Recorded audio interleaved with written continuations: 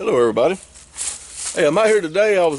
If you watched my other video there before this, I said I was going to do a series on guide to hunting with a longbow in the South. And so this is mostly going to be beginner friendly. A lot of you old guys or people that's been doing this a while, y'all know all this. It'll be, it'll be boring to you probably these first few ones, but there's a lot of people getting into this now that don't know how to do some of this stuff.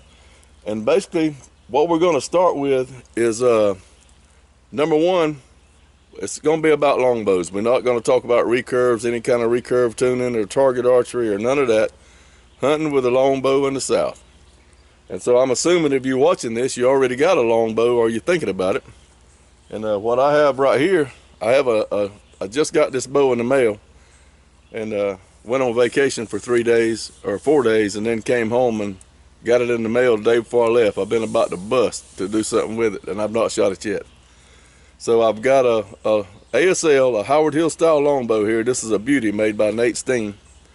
And what we're going to do, I'm going to show you how I set a bow up to hunt with from start to finish. I just put this string on it. It's nothing been measured or nothing. Just he built the string for it, and I just put it on there and strung it. Like I said, I've not shot it. Don't have a knock point or nothing.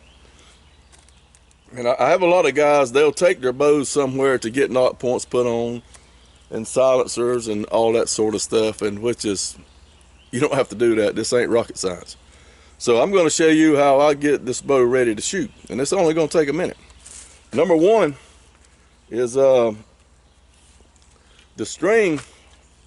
Number one, you get your string, and what I do, if you'll put your string in the knot, the bottom string knock, and already have it, threaded through the loop, and pull it up there, you should have about 3 inches. And that'll get you in the ballpark for your brace height. So I've not done anything to this string. It has no twist in it or anything. And I should have measured it a while ago in case I did need to stretch it, but on a typical ASL string, hill style longbow, I like to shoot between 6 1/4, 6.5. And that's a lot higher than a lot of people shoot these things, but that's where I like to shoot it. It just seems to feel comfortable for me. It's like a good spot in there for me. And there again, some people think that it's so critical to have a perfect brace height. It don't matter. It's some bows, you don't want to go below the recommended brace height, and you don't, above. You don't want to go above. Most manufacturers of bows, the guys who build bows, will have that medium for you in there. They'll tell you what's too low and what's too high. And so usually on the about middle ways of what they say, usually works pretty close. So let's string this one. And I put it on there. You check both ends, make sure it's good, and I pop it a few times. I don't draw it way back now. I just give it some pops right here. And that'll settle it a little bit. So let's measure it. One thing that you're going to need, if you're going to have a bow and learn to do this stuff, you need to get you a bow square. I've had this bow square for 30 years. This is a cheap bow. You can buy a little kit that has knocking pliers and bow squares and all this sort of stuff, or you just buy you a bow square. And simply the way to check, it's in inches right here, and you can do it with a tape measure as far as this goes, but you need the bow square to learn to set your knock point. So right here we're setting on exactly 6 inches. I touch the handle and get the measurement to the string at 6 inches on the nose. And that's a little bit low for what I want. And a lot of guys shoot these ASLs real low like that. But 6 is not too low, but it's lower than what I like. So I'm not going to unstring it and set the brace height yet. What I'm going to do, well, I am going to unstring it and set the brace height, but we know that we're going to have to twist it a little bit. And you'll watch, see where the guy has built it. You'll see a direction he's twisted it. And so this string here, I have to twist it, and what you do is it shortens when you twist it. So I'll twist it probably 5 twists. I bet you'll get me pretty close to 6 1/4. And also, as we're doing all this, I'm going to put string silencers on it too. You can buy them little packs already pre-made for like 20 bucks, or you can go to Hobby Lobby, buy you a ball of this wool here for $15 and do practically a lifetime of bows with it, bow strings. So let's get our brace out right. Do one thing at a time. So I unstring it, leave the string on this end, and I twist it. 1, 2, 3, 4, 5. We got 5 twists there. Let's see if that made any difference. This is a fast flight string, so once it gets settled in, it's not going to move. Alright, so we twisted it up. We ended up twisting 10 twists in it. And so that gives us 6 1/4. And so it'll probably, that's about where I want it. 6 1/4, 6 1/2. So I'll probably pop it a few times and maybe even shoot a couple of arrows. You know, I'll keep checking it and it'll settle in. So there we go. So like I said, people will be just like fretting over this brace height, and there's a perfect place for it for every bow. But if you don't have it in that perfect place, the bow ain't gonna blow up. It ain't gonna hurt you shooting too much. If you got it too high, you steal a lot of performance. If you got it too low, the bow seems to shoot a little bit, I don't know how to explain it, but and also it'll eat your wrist up. You'll find that happy medium. And one thing I've noticed with a brace height, and usually if I get a new bow, I set the brace height before I put any type of silencers in there on the strings. But I'll shoot it, and the bow usually shoots the best when it's the quietest. And you can really tell the difference in quiet or not without the silencers, if that makes any sense. So I'll put my nock point on here, and then I'll usually shoot the bow a little bit, and you know, it may be just perfect, but I'll twist it like 3 times and see if it's better or worse. And then I'll go back the other way like 3 times, twist it to see if it's better or worse, you know. And you'll find that sweet spot in there. But right there, the way it's set now, I could put a nock point on it, and you know, I expect I'll be shooting good right off the bat, because this is the kind of bow I shoot all the time, and I could go hunting tomorrow. I mean, you know, it's not going to do much movement. The way I tie my nocks on, a lot of people have this, there's a super duper way you can tie a nock on, and you can screw it up or down. First thing first, don't use a brass nock at all, ever. You can put the brass nock on there if you like doing some tuning or something, but don't put a brass nock on your bow. It tears your glove up. It causes a weak spot through working it, and it'll cut your string serving, and like I said, it'll tear your glove and your tab up too. And so this is the best thing in the world I found for like 30 years, at least. Probably my whole career I've used dental floss for most everything. And so you'll just pull you a piece of this off about that long. We're tying our nock point on now. This is what you need the bow square for. You can take your tape measure to find your brace height, right? But you want your bow square, and you just stick it on your, clamp it on your bow here, like I just did. You set it here, you move it where it's setting, just barely setting down on your rest right there. And I shoot, what works for me on practically every hill bow I got is I shoot a 5/8 nock point. I shoot a high nock point because I don't know why it works for me like that. Maybe the way I pressure my elbow or what. But between a 5/8 and a 1/2 inch nock point works really good for me. And I'm talking about shooting split finger. Some people shooting 3 under shoot a 5/8 nock point, and if they shot 3 split finger, they would shoot a 1/2 inch. They move their nock point up to shoot 3 under for some reason. But a 5/8 works for me. And the thing about a nock point, you'll have people that's going to disagree with this, but I can tell you right now, you can get a nock point too high if you got it way up there, and the only difference you'll tell is it's shooting low, or you'll feel the timing in the limbs off a little bit. But if you have it too low, and the arrows will fly good, they'll just fly kind of like that. There won't be no bucking in the arrows. But if you put it too low, the arrows will porpoise, they'll act a complete fool. And if you got it borderline too low, a lot of times they won't porpoise as much as shoot tail left. It looks like your arrow's weak, especially if you cant the bow a little bit when you shoot.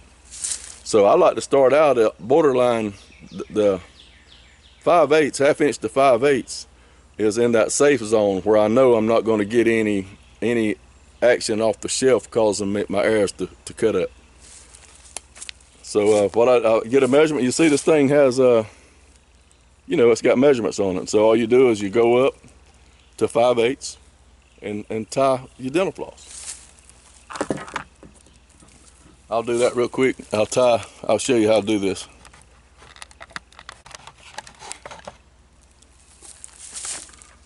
All right, I took in right where I got that string, I just tied one knot in, or looped it one time. It's where 5/8 is at.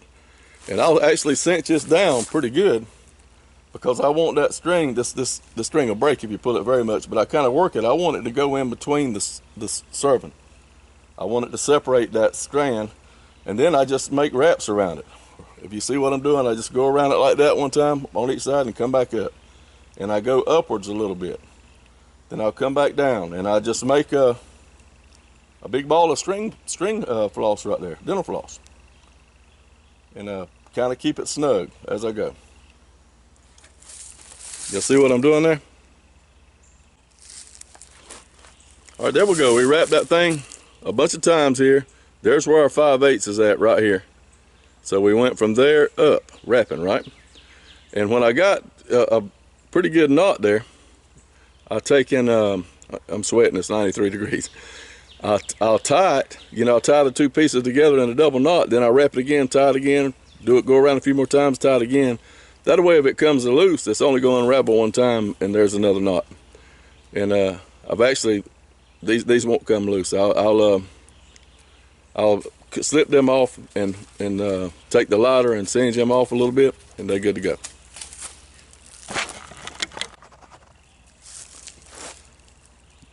There you have it. That's what it looks like. And the guys do the other kind of knot with they'll actually use a sort of a string serving to do it, and you can unscrew it up and down. I don't care nothing about that. I know what it's going to be set at, and I'll start my top knot, my top piece up high. I use 2 nocks. A lot of people only use 1. I use 2. I'll explain that later. But I'll put this at 5/8, which is, I know I don't need to be no higher. If anything, I can move it down some, and that would be to adjust the air to hitting where I'm looking, because the air flight's going to be good. Because like I said, you can have air a little bit tail high, and it's not going to do any showing out.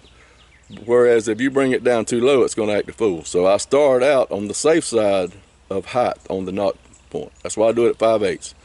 And so what I will do is shoot a few arrows like this. And I mean, I'm talking like 2 arrows. And if the arrow flies good, then I'll go ahead and tie my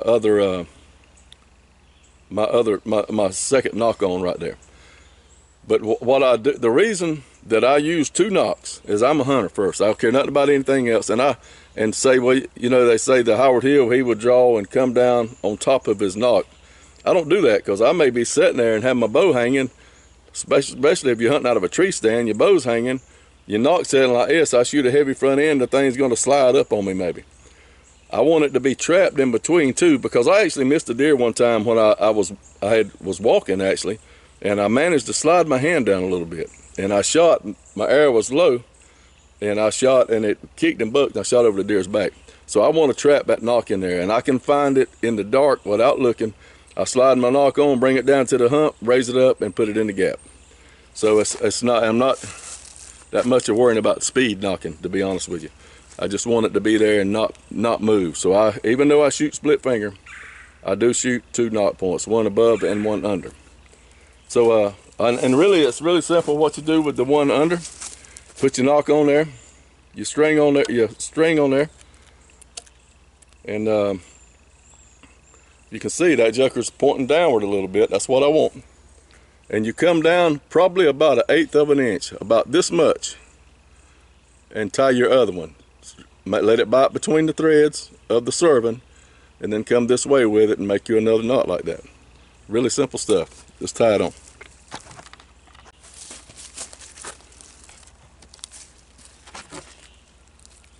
All right, so now we've got our nocks tied on. We're good to go right here. I took after I tied them, I took the lighter and kind of melted them up a little bit, and that's all there are to that. And you could always leave a little bit wider gap if you wanted to play with it, or you could take the brass string nocks and just clamp one on real lightly and shoot to make sure it's good, and then tie get the right measurement and then tie that on. But I've been using these kind of string nocks forever. They will not move. They will never ever move. I got a friend that goes to tournaments, and he told me of 3 different times the guys got jacked up at the tournament because their top string knot moved on them. That's crazy. This won't happen right here. It ain't gonna move. So there you go. That's how you tie the string knock on. Now the next thing we're gonna do is put some, I don't call them silencers on the heel bow because they don't need it. But I'm gonna put what I call dampeners on it. This bow here, I'll shoot a heavy arrow. I'll shoot an arrow between 650 to 700 grains out of this bow. And the bow is, it's about 46, 47 pounds at my 25-inch draw length, 25.5-inch draw length, maybe 48. And it's gonna be plenty quiet. But I don't like, with any kind of bow, without something on the string, they have a little boom, when you shoot, you'll hear that sound. It'll do that. I don't like that. And there's nothing wrong with it. It's not too loud. It just bothers me, so I don't like it. So I'll put me a little bit of yarn right here on the string, and it's not really to make the bow quiet. The bow's plenty quiet. It's just to take that little bit of vibration out, because I feel it after the shot and I don't like it. So it's really that simple. You guys that's maybe shooting a reflex deflex longbow, they're much louder than these. They're kind of loud, and this stuff will help silence it. There again, I know a guy that drives 75 miles to get somebody to put them on there for him. You guys are ordering them off the line, a pack of 2 silencers for 20 bucks. I think I give, I want to say $15, $17 for this big roll of stuff, and we finna make two silencers out of it. And I've made already, I don't know, probably a dozen strings worth of this stuff. I bought this a long time ago. So, and it's really simple. So this is what you do. First thing we got to do is unstring the bow, right? We got her unstrung. And I checked the brace height before I unstrung it a while ago when I got through with the nocks, and all the piddling and popping, it had dropped down to a little bit below 6 1/4. So when I put these on there, I'm going to twist the string a few more times and get it up above 6 1/4. Just grab your string right here and wrap it 15 times. 1, 2, 3, 4, 5, 6, 7, 8, 9, 10, 11, 12, 13, 14, 15. Is 15 what the Rocket Builder handbook requires? No, it's just how many wraps I want to put on there. It don't have to be a certain amount. It's not rocket science. So many people make videos telling you how to do this stuff, and it sounds so complicated, and there's really nothing to this crap. And then you simply come down. I like to come down about as far. I ain't gonna measure it, but it's about that far on my string. Separate your string in half. You want it dead in half, and slip those things in there in between it. Before I pull them up, I'll show you. That's all I did right there. Slipped them in there halfway in between it. Now we flip it over to the other side, do the same thing 15 times. 1, 2, 3, 4, 5, 6, 7, 8, 9, 10, 11, 12, 13, 14, 15. If you got a louder bow, you may want to do 20. These bows are pretty quiet. Same thing, come down a little bit, separate it. Make sure you got about the even amount of threads on either side of the string. Looks about right. Put it in there.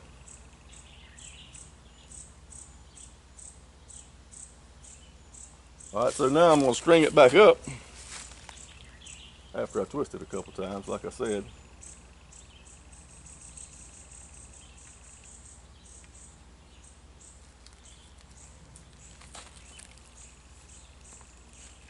There we go. And so we want to make sure that we got them the same distance. You want to measure, and if you have them too far down, they bog your bow down. And I just want them to quieten it a little bit, about this distance here.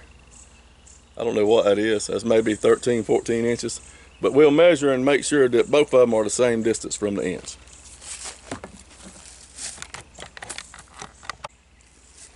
All right, once again, we got them on there. You see we got them separated. What we'll do, we'll push them up tight against each other like this.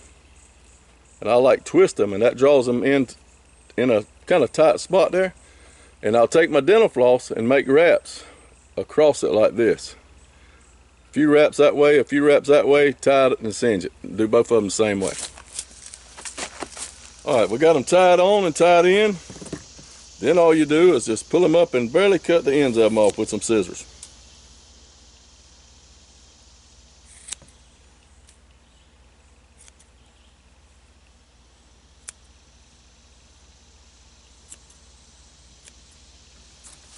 See what I did there? Pop them a few times. Go back, they'll be all uneven, and as you go back around and trim them, like, you know, if you want some great big ones, well then wrap them wider around your hand. But I don't, this bow's gonna be plenty quiet. You can see how much it took that twang out of the string already. So I'll take my, I don't want the great big fuzz balls on there. I just want a little string dampener on there is all. Go around and give them a haircut. Back in the day, Miss Tammy used to cut my hair for me. That was like way back in the day. And anyway, go around there and trim them up. They look all uneven and kind of gummed up right now. But as you shoot it, they'll fluff out and take shape. I mean, you can trim them, make them real pretty if you're into real pretty fuzz balls. So all right, so we've got this bow.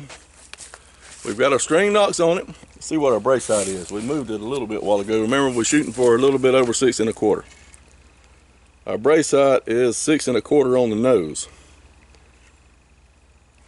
So I may twist it about 5 twists because we're gonna shoot it a few times, or I'm gonna shoot it some, and then that'll, it should settle in about right. But you pop it like that a lot. Don't rear it back and dry fire it now, but give it some pops. Get my doggone pocket knife right there. Just give it some pops. That gets your little silencers frizzed out. And if your brace height's going to move any, it'll move it some. Still 6 1/4, so we probably about settled in. If this were a Dacron string, it would stretch. I've seen them stretch like way over a ½ inch. Stretch a lot. Beautiful bow I got right here. So this thing is ready to shoot. I've got a judo arrow that I almost know is going to shoot out of this bow. And the